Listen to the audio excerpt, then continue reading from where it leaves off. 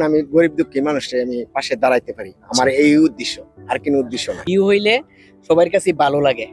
তো যেমন আগে 10,000 ভিউ হইলে টিকটকে কে লাগতো, তো এইটা লাগলে আমাদের অনুভূতিটা আরো একটু বাড়তো, স্পিডটা বাড়তো কাজ করার জন্য। টিকটক প্ল্যাটফর্ম থেকে আমরা কোনো আর্নিং এখন পর্যন্ত পাই নাই, তবে আমাদের ওরকম সিস্টেম ছিল যদি আমরা চাইতাম। তিনজন কাজ করতাম, তারা দুজন ভিডিও বানাইতো, টিকটক বানাইতো, আর আমি ফেসবুকও তাদের ভিডিও ফেসবুকে না ছাড়তাম।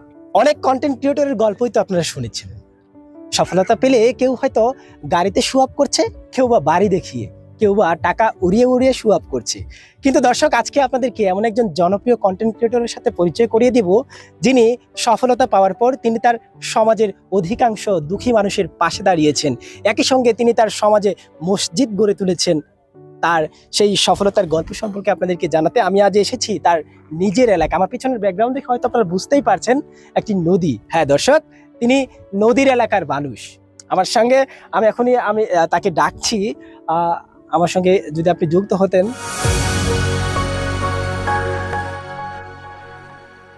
ওয়ালাইকুম সালাম, আপনি কেমন আছেন? আলহামদুলিল্লাহ, আপনি কেমন আছেন? এই তো আছি আলহামদুলিল্লাহ, ভালো। এই যে আপনাকে মানুষ চিনে, হয়তো আপনার চেহারা দেখে অনেকে বুঝে ফেলছে যে আপনি আসলে কে। আলামিন কামাল, হ্যাঁ, মানুষকে বলতেও হবে না, এই নামেই আসলে আপনি মানুষের কাছে জনপ্রিয় হয়ে উঠেছেন।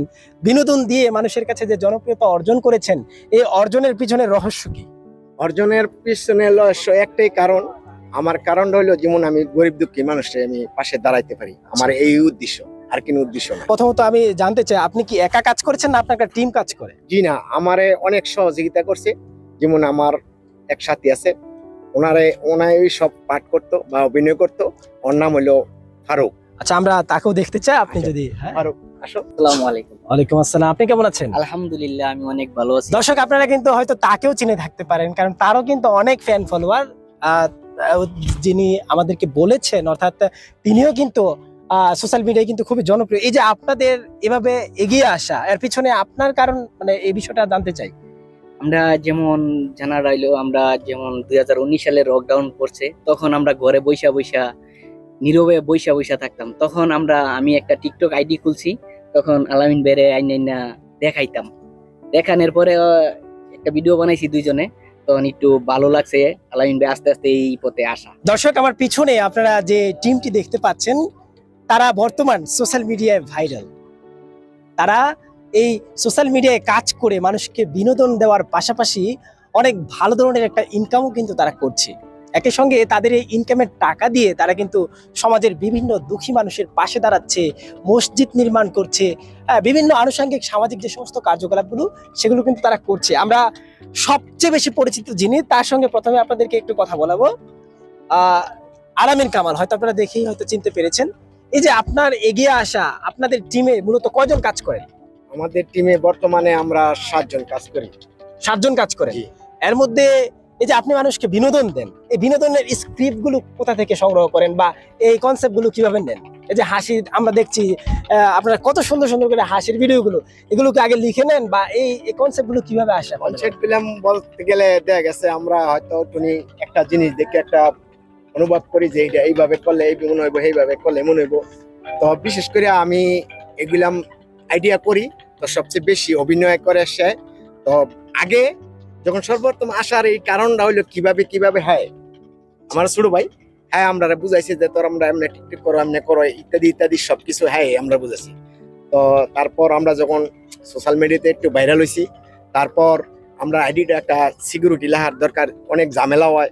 তারপর আমরা হ্যাঁ নিছি, হ্যাঁ সবকিছু আইডি, আমরা যত আইডির দেখাশোনা আছে সব হ্যাঁ করে। আচ্ছা, ধন্যবাদ। আমি আপনার কাছ থেকে জানতে চাই, আপনাদের এগিয়ে আসার গল্পের কথা যদি আপনি আমাদেরকে জানাতেন।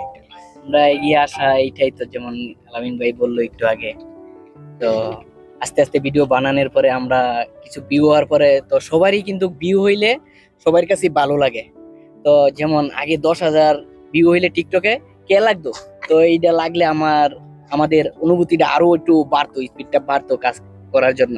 তেমন আস্তে আস্তে টিকটকের মধ্যে আমরা এই কাজ করছি সর্বপ্রথম। আচ্ছা, এই যে আপনারা হাসাচ্ছেন, আমি যে ভিডিও গুলো দেখি, এই যে এর আগে আপনারা কি আসলে এগুলোকে লিখে তারপরে মুখস্থ করে তারপরে এরকম করেন, নাকি মানে এই ধারণাগুলো কিভাবে আসে? না, আইডিয়া আমরা রেখি না, আমরা দুইজনে দেখার পরে দুইজনে এটা অনুভব করি, এইভাবে করলে জিনিসটা সুন্দর হইব, বা ভালো লাগবে মানুষের কাছে।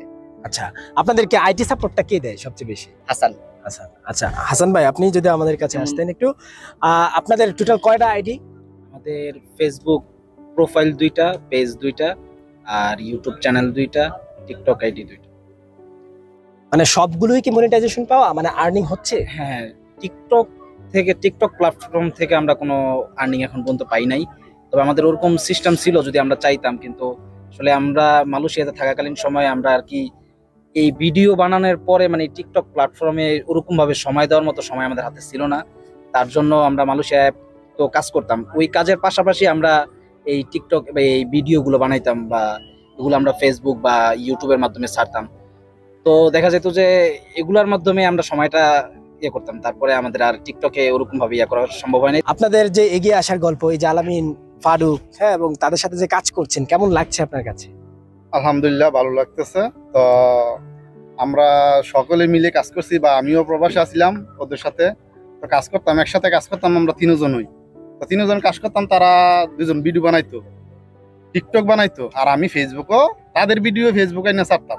সেই সময় টাকার কোনো ইয়া ছিল না। হ্যাঁ, টিকটক করে আমি টিকটক করতাম না, শুধু ফেসবুক চালাইতাম।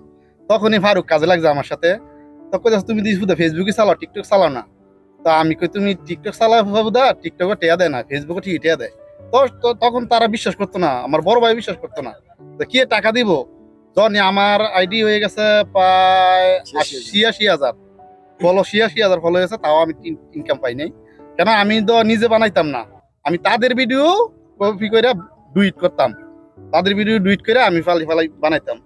তখন ওই ফারুক লাগছে আমার লোকের কাজে। তো ফারুকে দেখতো, কয় বালা ভিউ হয়, মিলিয়ন ভিউ আমার ওই ইয়ার মধ্যে, ভিডিওর মধ্যে। তখন ফারুককে আমি একটা আইডি খুলে দিই, ফেসবুকটা খুলে দেওয়ার পরে ফারুকে কয়দিন বানাইছে, কারণ হ্যাঁ নিজস্ব ভিডিও, আমি তো অন্যজনের ভিডিও। তখন ফারুকে যখন আইডিয়া খুলে দিছি, এক সপ্তাহ পর ওই ফারুকে মনিটেশন অন হয়ে গেছে, তারা ভিডিও বাড়িল। তখনই ভাই আবার বাড়ির থেকে ছুটি কাটা বিদেশ গেছে। বিদেশ যাওয়ার পরে এই বাইরেও একটা আইডিয়া আমি খুলে দিছি, প্রথমে আমি সর্বপ্রথম আমি খুলে দিই, দুজনটা আমি খুলে দিছি। খুলে দেওয়ার পরে তখন বাইরের আইডিটা আরো বেশি ইয়ে করছে, চালু হয়েছে। তখন ওই ইনকাম দুজনের ভালো শুরু হয়েছে। আচ্ছা, ধন্যবাদ।